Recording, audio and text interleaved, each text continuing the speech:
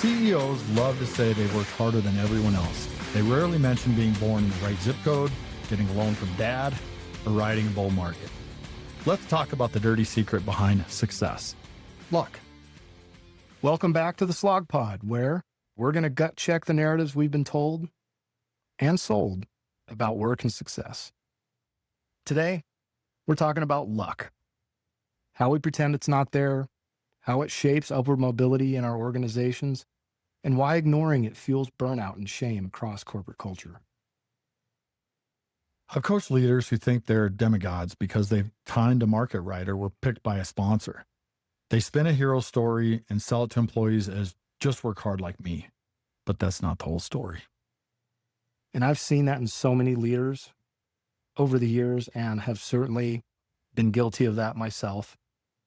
So if you're out there, you're grinding, working your ass off and wondering why you're not at the top, maybe think about the one thing those leaders rarely or never even mention, the random breaks they got that the rest of us didn't. So there's a psychology of luck behind this. One, there's a self-serving bias. And we're going to kind of play out some data and research that we looked into to support where we're going on this as we question what's actually going on in this. So first off, self-serving bias. Research in Personality and Social Psychology Bulletin from 1999 study shows people attribute their own successes to internal skill 90% of the time, while attributing other success to luck. A 2018 study by Nanestead and others found individuals with an internal locus of control report higher job satisfaction, but this often correlates with downplaying structural factors like luck and privilege. Second, there's the luck versus skill paradigm. Economist Robert Frank estimates luck accounts for 50% or more of individual income differences in competitive environments. 50% or more. A Harvard Business Review article we found notes that leaders systematically underestimate the role of luck, which in turn reinforces overconfidence bias and a false sense of control. So let's discuss the role or the relationship between luck and upward mobility in organizations. We did some more digging on that too. A McKinsey research study showed that over 60% of senior executives attribute their success to personal effort. Yet, network analysis data reveals promotions are often tied to sponsorship, so who you know, who liked you, and timing rather than pure merit. That's interesting. A LinkedIn study found that 85% of jobs are filled via networking. Again, going back to it's not what you know, it's who you know. It wasn't from open competition, underscoring how randomness and social positioning shape outcomes. But despite these realities, our corporate narratives continue to market upward mobility as the reward for grit, work ethic, etc. alone. So basically, luck is getting airbrushed out of the company newsletter. Yeah, there's also a mental health connection here. So for example, when employees fail to advance, they often internalize blame, which can lead to burnout, shame, depression. Meanwhile, leaders clinging to fragile narratives of merit can become defensive, dismissive of feedback, and disconnected from reality. This dynamic contributes to toxic positivity and hustle culture, ignoring the structural inequities and randomness that define many workplace outcomes. So it's like telling people if they just row harder, they'll catch up while ignoring that you had a motor on your boat. Or that you started 50 miles ahead. We need to stop gaslighting employees into thinking luck doesn't exist, and leaders need to get honest about how they got where they are. You know, we talked about a lot of things. We need to stop gaslighting employees into thinking luck doesn't exist, and leaders need to get honest about how they got where they are. So what brings us onto this topic today? Can we ask the questions? I think we started with asking why we're even asking this. And because it seems a reasonable thing. I've talked to my family members, coworkers, my wife, in trying to figure out how much luck actually plays in everything, how well you've done in your career or not done, what's happened. And it seems a good question to ask. I say it's a good question to ask because I think it impacts our individual mental health as well as how our systems are seen within our organizations. So, can I start with that and ask you some questions about maybe what brought you here, T? Sure. I think I'm just going to say it. There's a certain sense of resentment I have, or that I have felt in many situations where I've seen someone get promoted, get bonused, whatever. And to me, it looked like it was just kind of a lucky situation for them. Mhm. And I'm okay with people getting lucky. That's totally cool. Gosh, I wish we could all get lucky more often. I think what makes me have that feeling of resentment or just rubs me a little bit the wrong way is when that overconfidence bias comes into play and they Mm. start acting like I deserve this. I earned it. This was my skill. This was whatever. When maybe it was just good timing for them. They knew the right person. They happened to be chummy with the right person in the hierarchy. I can remember times in the Army where we'd be looking at going into promotion boards. And I actually used my relationship with the person who was in charge of whose turn it is to go for the promotion board. I leveraged that. I did it myself. And I got lucky. I was lucky that I had that kind of relationship Mhm. with Sergeant Travis was the guy. Mhm. And thinking back, I probably did walk around like, oh, I'm big stuff. I did this. I earned this. But really it was luck. And so the resentment part, I don't want to come across as saying that people who get promotions don't deserve them. Not saying that. I guess I'm just looking for some humility and some awareness from folks that, yeah, there is some luck involved. And sometimes it's all luck or a big part of it is luck. That's where I'm approaching this conversation from. Sure. I feel that that resentment you talk about is common and reasonable. I also feel like this happens in every environment to most of us at some point. And I think you're on the right track when you talk about how people, I guess, how we're internalizing that. Did we do it?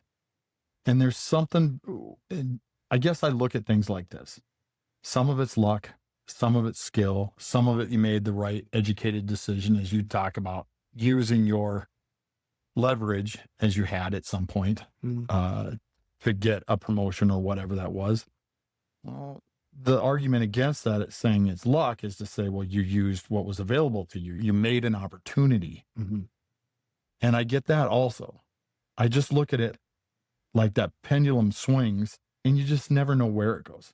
Sometimes it's all luck, sometimes it's no luck, meaning sometimes it's just because you worked hard. But I tell you what, there's some things in my life that I've looked at and have said, I know it's not all hard work, that you don't rely on that type of just world belief all the time, because I've seen things happen that it was just luck.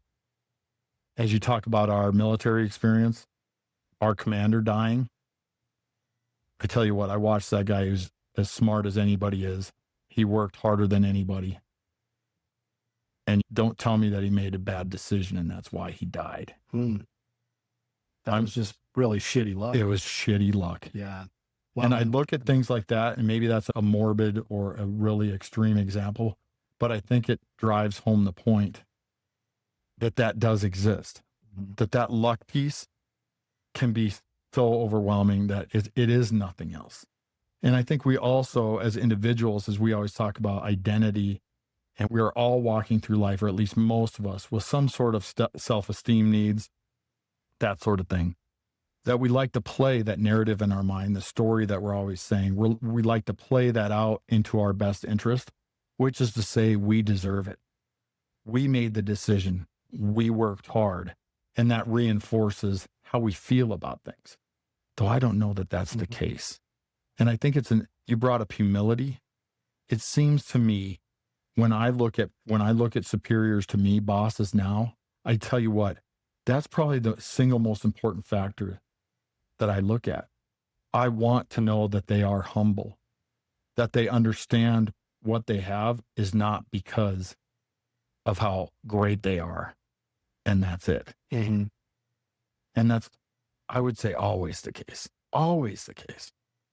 Yeah. I feel myself looking for that more and more.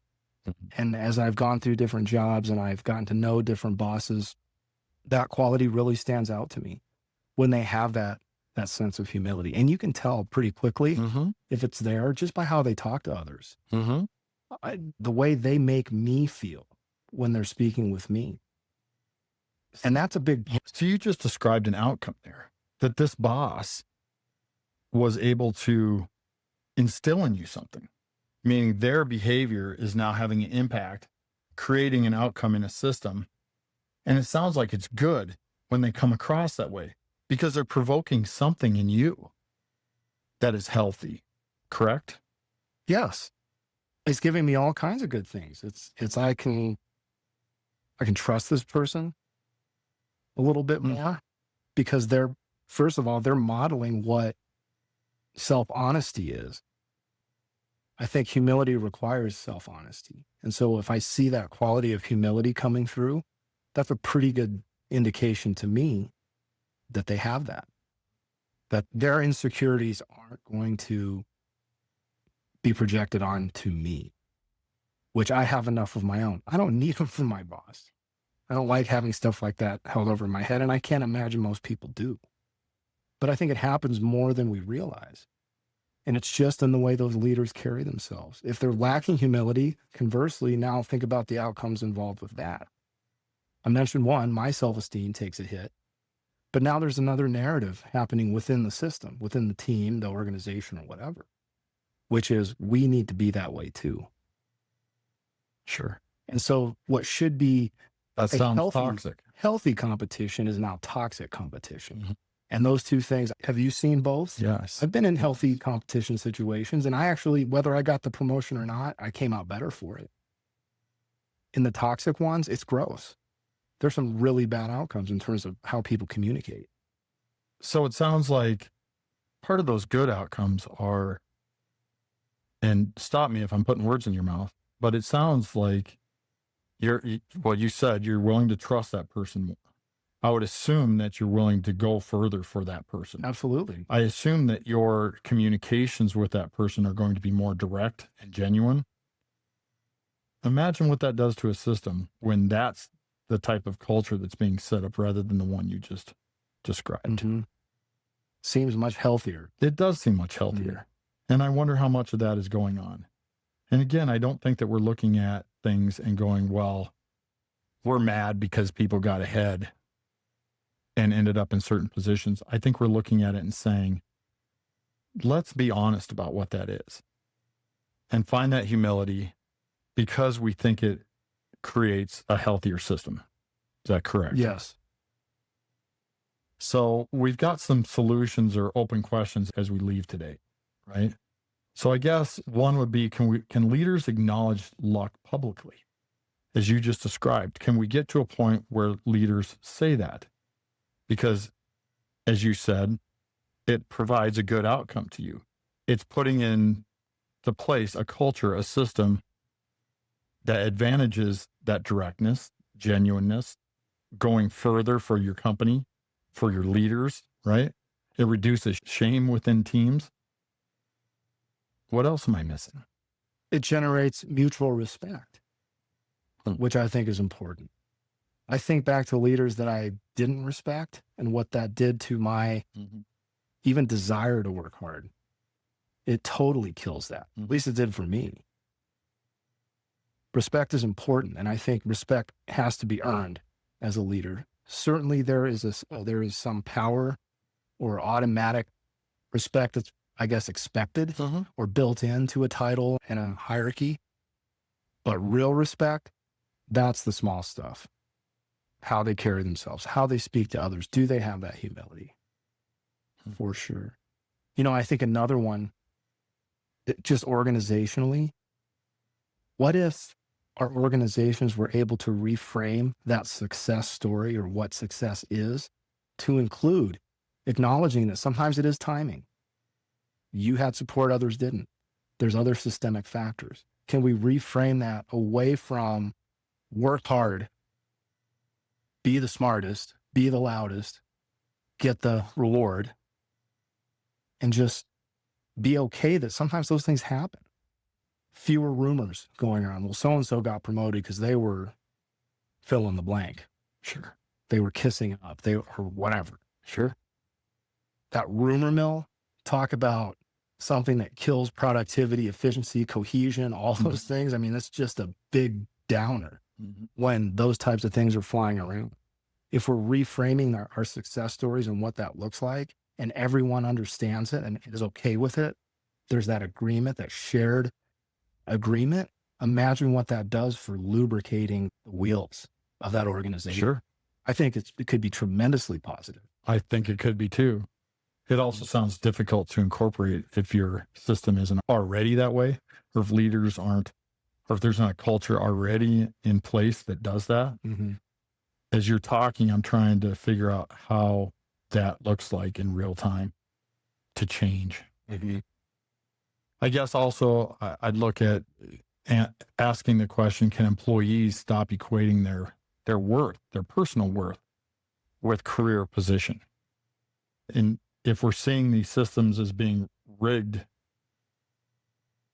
by randomness, then why would we equate our personal worth with that career position? So I guess that's just a question I'm throwing out to everyone. I love that question because the first thought that came to my mind when you asked it is, I bet I'd be a lot less hard on myself when when everyone accepts that the system is rigged by randomness. There's going to be luck, timing, all those things involved. So in a bigger statement, what if we all stopped blaming ourselves for every setback? Yeah. And stopped worshiping those who pretend like they did it all alone or that they are deserving? Absolutely. Okay. I like that. Well, this has been the Slog Pod, where we call out the illusions, keeping workplaces toxic and employees in shame spirals. Hard work matters, but so does luck, privilege, timing. Let's build workplaces that don't pretend otherwise.